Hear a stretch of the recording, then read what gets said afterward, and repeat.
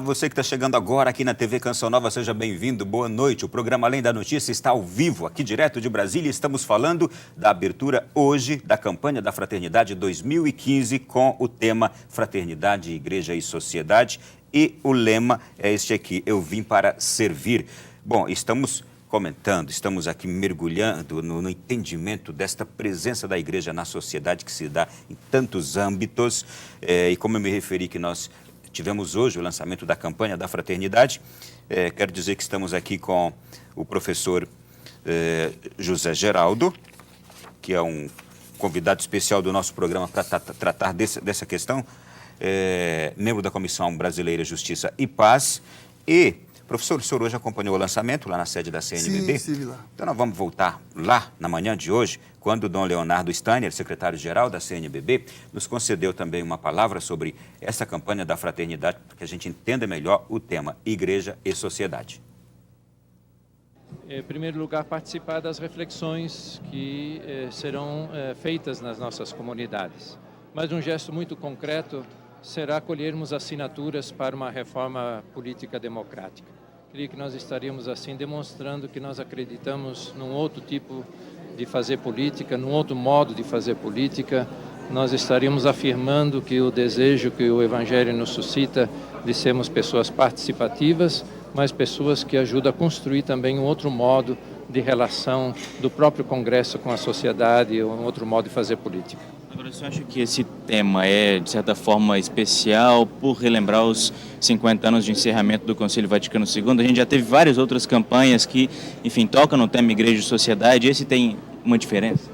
O Concílio Vaticano II nos deu a oportunidade de percebermos a grandeza de sermos igreja, como povo de Deus, pessoas inseridas no meio onde vive, pessoas atuantes, ou como diz o Papa Francisco, uma igreja que está sempre em saída.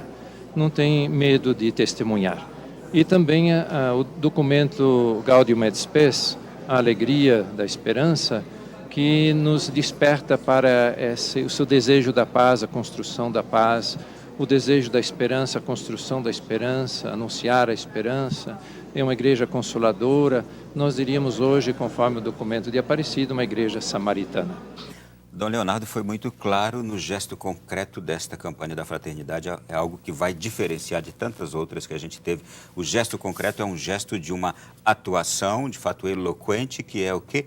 Recolhimento de assinaturas para a reforma, para que a reforma política aconteça de fato. Talvez muita gente não entenda e até diga assim, mas por que a igreja está querendo interferir nessa questão, está querendo atuar nessa questão? Antes da gente mergulhar na questão, nos faça entender também isso. Bem, como o Dom Leonardo mencionou, essa dimensão participativa como atribuição do trabalho do cristão é uma condição da igreja no mundo. É uma vocação do povo de Deus. A comunidade é construída pelos cristãos. E eles têm, e Dom Leonardo usou a expressão, se referindo ao Papa, que sujar as mãos, tem que pôr a mão na massa, no barro, trabalhar a condição da edificação comunitária.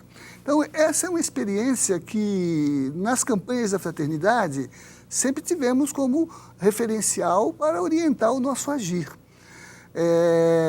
Como fez uma boa síntese dos vários enfoques das 51 campanhas desde 1964, nós podemos perceber que uma linha muito contínua é desse compromisso da igreja com a sociedade. Claro que sempre tivemos assim, setorializando, como destacou, o trabalho, a penitenciária, a criança. Agora, pela primeira vez, a gente tem a sociedade global, a sociedade como um todo, um compromisso complexo, porque engaja muitas responsabilidades. Deixe-me fazer uma leitura e o senhor me corrija se eu estiver errado. Quando a igreja abordou a questão do idoso, do índio, do negro, do jovem, da água, da ecologia, ela percebia que ali havia espaço para um aprofundamento de uma reflexão e também a hora e a necessidade de se ter gestos concretos.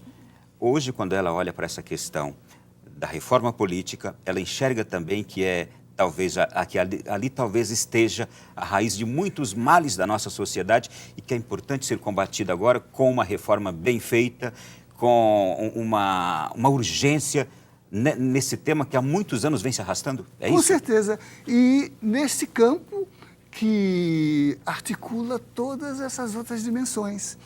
Porque não adianta cuidar dos idosos se no contexto da organização da política a velhice não é um valor ou não é algo reconhecido enquanto condição, por exemplo, de lugar social, de reconhecimento, de respeito. Não adianta cuidar dos indígenas se nós não superamos ainda a visão colonialista, né, de que nem sequer reconhecemos a humanidade do índio. Lembre-se que foi preciso uma bula do Papa Paulo III para dizer que índio era gente, tinha alma. Na ganância de construir a acumulação, a negação do outro, excluiu a nossa percepção da identidade social do índio. Então é preciso tocar as condições da sociedade para que o processo político crie condições para que, por exemplo, aqueles que são excluídos, negados, ocultados, invisibilizados, tenham um lugar de participação. E é por isso que, nos anos recentes, o trabalho da Igreja se dirigiu exatamente a discutir essas dimensões totalizantes, a democracia, a participação, o trabalho ético da dignidade da política, eleições limpas, ficha limpa, combate à corrupção. O MCCE. Exatamente, que significa dialogar, porque ninguém pode se arvorar, ser o detentor do único caminho, tem que discutir as várias dimensões da construção daquilo que implica discutir as nossas diferenças e as nossas formas de percepção da realidade, mas imprimir os nossos valores. E eu acho que é aí que se destaca, não só na linha de politização do diálogo da Igreja com a sociedade, nos seus setores e agora na totalidade, em que o trabalho de construção da comunidade, da sociedade, seja também uma responsabilidade, como foi, por exemplo, na redemocratização. Quer dizer, é preciso reconstruir a democracia, superar aquelas condições de apropriação possessiva do poder à custa da alienação do humano pela tortura, pela censura, pelo banimento, pelo assassinato político, a luta pelos direitos humanos. E a luta pela democracia. E aí está também um outro momento de uma atuação marcante e determinante da Igreja, que foi no combate a essas práticas, no combate no período da ditadura, aquelas injustiças todas. A literatura é vastíssima quando trata da atuação de bispos, de sacerdotes na Igreja do Brasil. O livro emblemático... Brasil Nunca Mais, que criou a cultura da justiça de transição, a justiça de reconstrução democrática, que tem no pioneirismo da Igreja, e ecumênico, se lembrarmos que foi o pastor White e o cardeal Arnes, os coordenadores desse trabalho, mas que mobilizou a comunidade de cristãos para, com riscos, recolher depoimentos, recuperar memórias sonegadas. Professor, apenas para... Conversando com o nosso telespectador, eu tenho certeza que há hoje uma frustração com a política, que há hoje um descrédito, que há hoje uma desesperança. Não se espera coisas boas da política. Apesar da Gaudium et Spes. E apesar da alegria do Evangelho, que nos permite nos desesperançar. Mas a gente está vendo um momento político conturbado, vivendo nesse exato momento, e, de fato, algo que vem há anos se arrastando e não sai é a reforma política, que poderia fechar vários desses gargalos que hoje dão espaço à corrupção, dão espaço à prática política suja e baixa, nos vários âmbitos. Então, é de fato necessária esta reforma política. E a Igreja está sendo muito corajosa de, portanto, propor como gesto concreto dessa campanha o recolhimento de assinaturas para uma reforma política. Ao mesmo tempo, também, a Igreja está se arriscando também com isso, né? Claro, viu a chamada de Dom Leonardo, um gesto concreto, que, aliás, está no documento da campanha, como um item específico, nos termos que descreveu, quer dizer, assumir a participação como um compromisso de cristão, mas atuar na linha operacional, quer dizer, recolher assinaturas. E veja que recolher assinatura não é uma exigência para que um projeto tramite. Hoje, a proposta da coalizão de entidades, entre elas e como liderança forte a CNBB, já há um projeto registrado na mesa para tramitar. Mas por que as assinaturas? Porque mostra que não basta desejar mudança, é preciso mudar. Não basta pensar o novo, é preciso concretizá-lo. Então, o compromisso é de participar, que é o que Dom Leonardo lembrou lá no lançamento da campanha, mostrando que exatamente graças à contribuição da Igreja, nós, com a nova Constituição, mudamos a característica da democracia na modernidade, que deixou de ser uma democracia passiva, a do voto depositado periodicamente, para ser uma democracia ativa, que implica participação direta e controle social. Professor, nesta reforma política que a CNBB está abraçando, ela tem ali um ponto dela que este ponto destoa de outras propostas existentes, que é justamente o financiamento totalmente público das campanhas políticas. Este ponto, ele está na proposta da reforma da CNBB. Sim. Todavia, esta é uma proposta que irá para debate com outras que lá já estão. Sim. Este é um ponto que vai destoar um pouco ali, vai ser um ponto a ser debatido, né? Ele é distinto, porque há outras propostas. Por exemplo, o PT tem uma proposta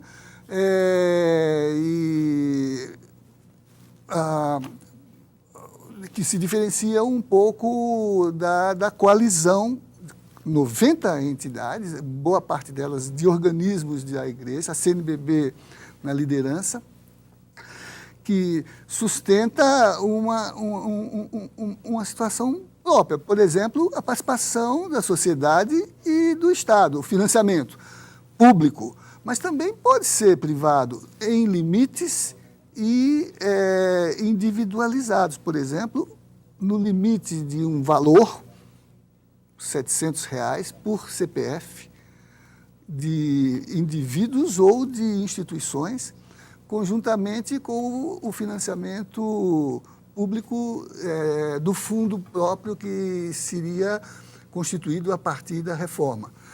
A proposta do PT é somente público, não teria participação privada. E há uma outra proposta também imagino que é do PMDB, com alguns outros partidos, e um grande número também de parlamentares independentes. Exatamente. Que todas têm parlamentares misto, com algumas... Exatamente.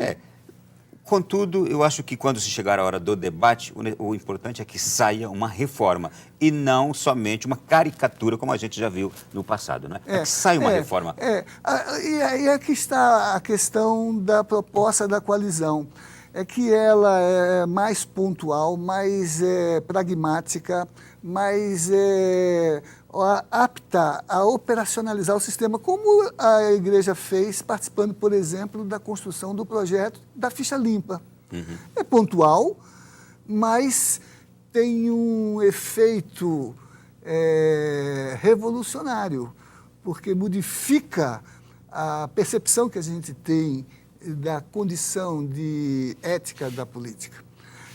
Essa que agora estamos propondo na coalizão, ela é pontual, porque a proposta, por exemplo, do PT, que agora já está caminhando, junto com outras entidades próximas da visão mais ideológica do partido, para discutir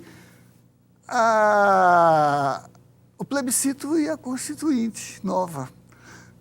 O que isso vai levar? Eu acho que o plebiscito seria importante em algum momento, mas nas tensões que estamos vivendo nesse momento,